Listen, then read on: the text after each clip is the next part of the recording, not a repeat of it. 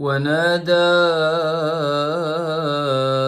أصحاب النار أصحاب الجنة أن أفيضوا ونادى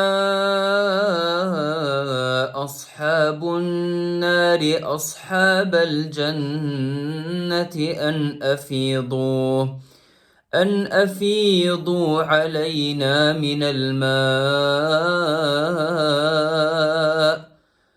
أفيضوا علينا من الماء أو مما رزقكم الله. قالوا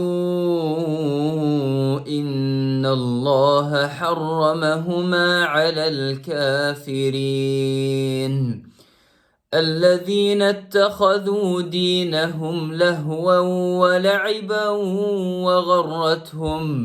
وغرتهم الحياة الدنيا فاليوم ننساهم كما نسوا لقاء